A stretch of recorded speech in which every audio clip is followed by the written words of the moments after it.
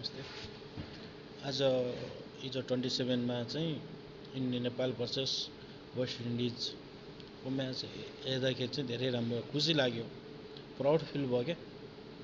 हामी गोर्खाली हो, गोर्खालीले जहाँ गए पनि आफ्नो देशको झन्डा लहराइरहन्छ भन्ने आज नेपाल क्रिकेट टिमले देखाइदिएको छ। शारजामा भएको टच चाहिँ हारेर चाहिँ ब्याटिङ गर्यो। ब्याटिङमा चाहिँ लगभग पहिला चाहिँ 2टा विकेट, त्यो 20 भन्दा करस नै 20 पुगेको थियो कि के हो, त्यतिखेर चाहिँ गयो हैन। अनि त्यसपछि चाहिँ कुशल मल्ल सबसे राम्रो, कुशल मल्ल रोहित पौडेलले पार्टनरसिप राम्रो जम्मा, त्यही भएर 149 चाहिँ पुग्न सकेको हो क्या।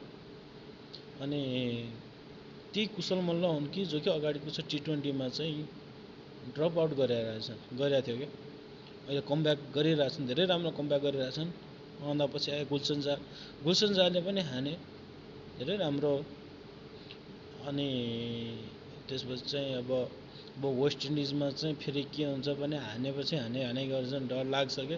डर लागिरहेको थियो कतिखेर हेर्दाखेरि कहीँ हार्ने हुन् कि हैन। त्यसपछि 19 रनले चाहिँ हामी जित्यौँ हैन, धेरै खुसी लाग्छ। Congratulation team Nepal.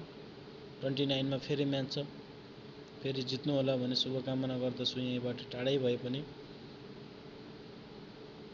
अनि धेरै राम्रो छ। आज हल्का सन्दीप लामिछाने बाहिर रहेछन्। अनि बलिङमा पनि राम्रो छ। नन्दन यादवले चाहिँ धेरै राम्रो क्या, चोट लागेर पनि बलिङ गरेर विकेट ल्याएछन् के। फिल्डिङ पनि उति राम्रो, आज फिल्डिङ पनि धेरै राम्रो। हल्का ब्याटिङमा चाहिँ हल्का मलाई लाग्थ्यो कि कमजोर छ हैन। पहिलाको इतिहास हेर्दाखेरि एकजना आउट भएपछि लगातार 4 जना 5 जना जाने, आउट हुने हैन। अहिले त्यस्तो देखिरहेको छैन। राम्रो छ। थ्याङ्क यू कोच स्टोल अनि हाम्रो सचिव पारस खड्काज्यू, उहाँले चाहिँ क्यानलाई धेरै राम्ररी सम्हालिकन चलाइरहनु भएको छ। स्पोन्सर खोजिराख्नु भएको छ हैन। जस्तै अहिले युएसएलाई चाहिँ आइसिसीले ब्यान गरिसक्यो हैन। अनि त्यसरी नै चलाइराख्नु होला अनि हाम्रो देशको झन्डा चाहिँ लहराइरहनु होला भन्ने कामना गर्दछु। Once again congratulation team Nepal.